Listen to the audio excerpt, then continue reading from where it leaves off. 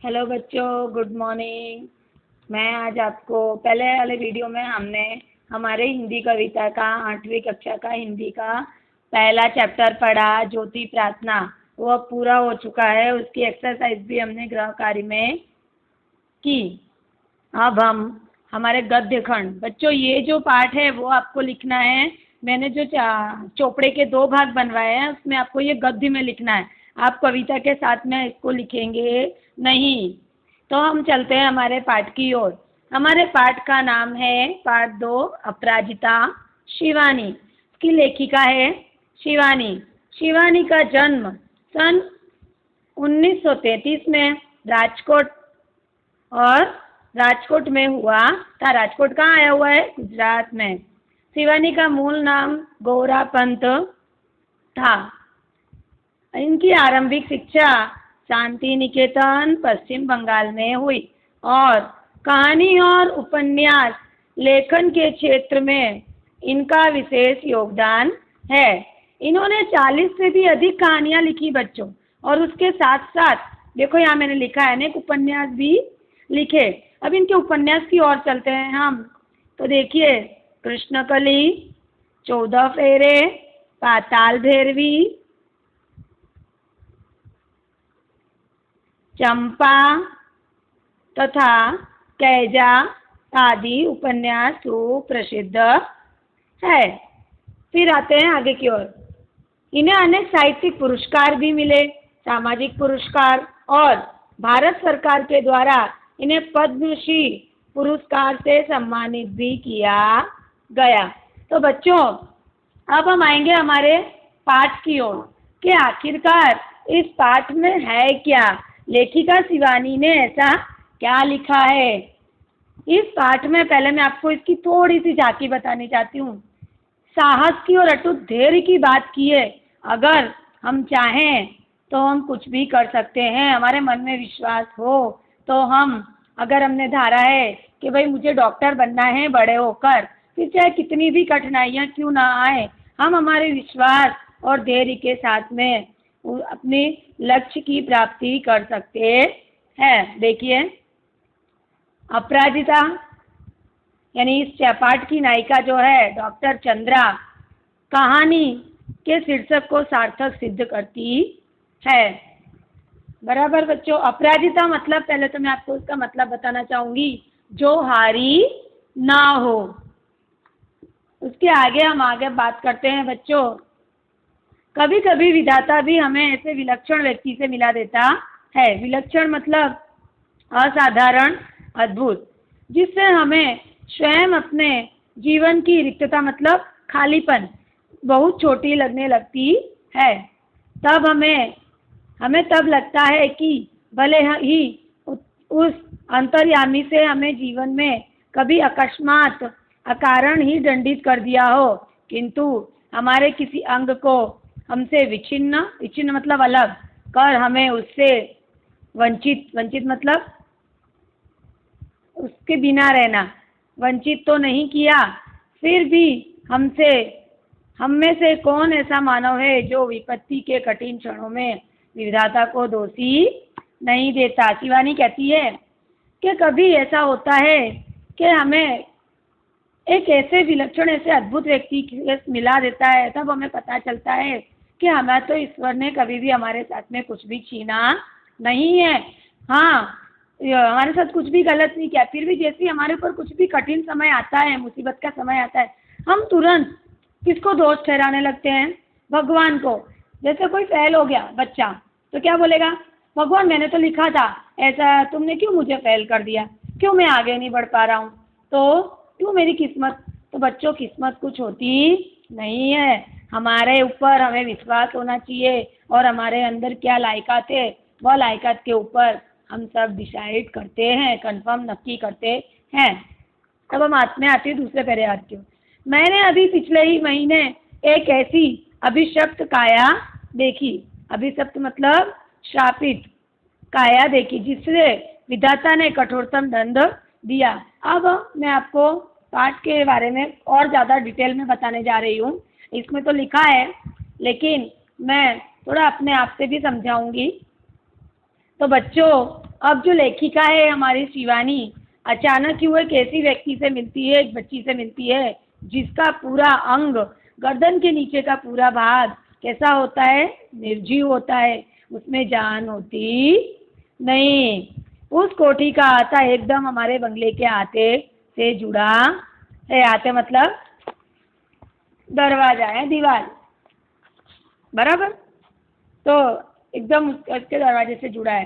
Car का द्वार एक अपनी शानदार कोठी में उसे पहली बार उतरते देखा, आश्चर्य से देखती रह गई। कार का द्वार खुला, एक प्रौढ़ा ने उतरकर पिछली सीट एक व्हील चेयर से निकालकर सामने रख दी, भीतर चली गई। दूसरे ही क्षण धीरे धीरे बिना किसी सहारे के कार से एक युवती अपने निचले धड़ को निर्जीव निचले धड़ की क्षमता से नीचे उतारा।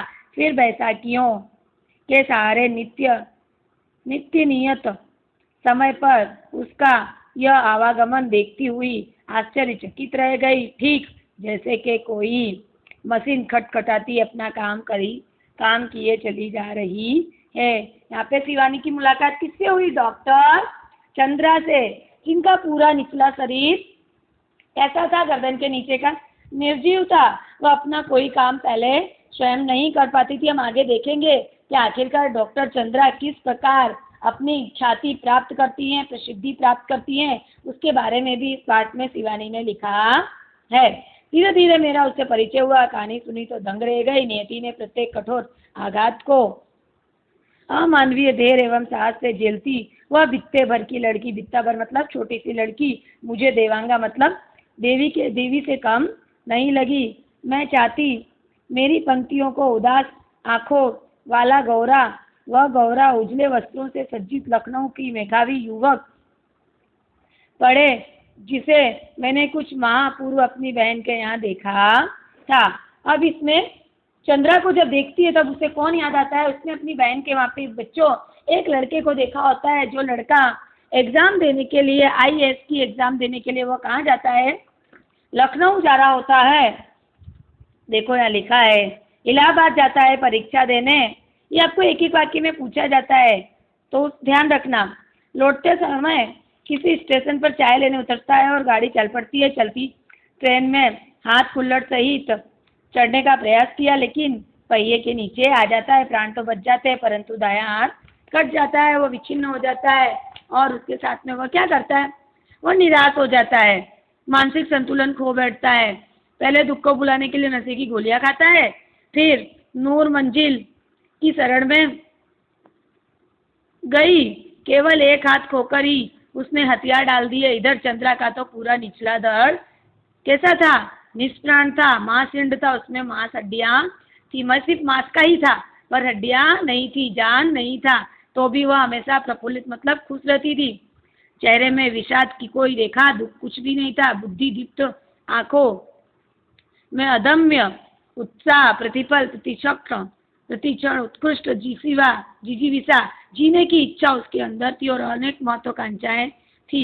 मैडम, आप लखनऊ जाते ही क्या मुझे ड्रग रिसर्च इंस्टीट्यूट से पूछकर यह बताएंगी? क्या वह आने पर मेरे विषय माइक्रोबायोलॉजी, अगर आपको पूछा जाए डॉक्टर चंद्रा ने किस विषय में डॉक्टरेट की उपाधि प्राप्त की थी, तो माइक्रोबायोलॉजी से संबंधित कुछ सामग्रियां मिल सकेंगी। मैडम, आप कह रही थी ना कि आपके दामाद हवाई के ईस्ट वेस्ट सेंटर में है, क्या आप वो डॉक्टर जो चंद्रा है, डॉक्टर चंद्रा और शिवानी यानी जो हमारी लेखिका है, दोनों आपस में बात कर रहे हैं। शिवानी उससे कुछ मंगवाने जा रही है और वो बता रही है, अपराजिता कहती है नहीं, चंद्रा मंगवा रही है शिवानी से, और चंद्रा कहती है आपने बताया था ना कि आपके दामाद हवाई के ईस्ट वेस्ट में रहते हैं, तो क्या आप उन्हें मेरा बायोडेटा भेज कर पूछ सकेंगी कि वहाँ की कोई फेलोशिप मिल सकेगी? यहाँ कभी सामान्य सी हड्डी टूटने पर भी, पैर में मोच आ जाने पर, प्राण ऐसे कंठगत यानी प्राण हमारे कैसे दुखी हो जाते हैं, गले में पूरा अटक जाता है, कि मुहावरा है प्राण कंठगत हो जाना। जैसे विपत्ति में आकाश का सिर टूट पड़ा और इधर यह लड़की की पूरा निचला धड़, इसका तो कैसा था? सुनो, हमारे पैर में मोच आ जाती तो भी हम चिंता में हो जाते हैं, पैर में टूट गया, आ रही है, ऐसा हो गया, अब हम क्या करेंगे। लेकिन जो डॉक्टर चंद्रा थी उसके साहस को यहाँ पे सराहना दे रही हैं शिवानी कि उनका तो पूरा निचला शरीर ही क्या है, निर्जीव है, जो कुछ काम नहीं करता, लेकिन उसके बावजूद उनके अंदर साहस देखो, प्रतिभा देखो। उसे देखकर हमें एक प्रेरणा भी मिलती है कि हमें छोटी छोटी बातों में प्रोत्साहन खोना नहीं चाहिए। तब उसके बाद में निचला दर सुनता फिर भी बोटी बोटी पढ़ती थी। ऊंची नौकरी की एक ही नीरस करवट में उसकी प्रतिभा निरंतर डूबती जा रही थी। आजकल वह आईटी मद्रास में काम कर रही है। डॉक्टर चंद्रा कहाँ काम करती है? आईटी मद्रास में। बच्चों, जन्म के 18वें दिन अब डॉक्टर चंद्रा ने कौन कौन से परिश्रम किए, उन सब के बारे में हम अगले वीडियो में देखेंगे, कल के वीडियो में। तो आज के लिए इतना, और धन्यवाद। और बच्चों, मैं आपसे एक बात और कहना चाहूँगी, आपकी यह हिंदी की पाठ्य पुस्तक है, आप इसे जल्द से जल्द खरीदें। अगर आप इसे नहीं खरीदेंगे तो इसके बिना किस प्रकार से पढ़ेंगे? ठीक है बच्चों, हिंदी में हमारे विषय का जो सब्जेक्ट होता है उसमें किताब बहुत ज़रूरी होती है। धन्यवाद बच्चों।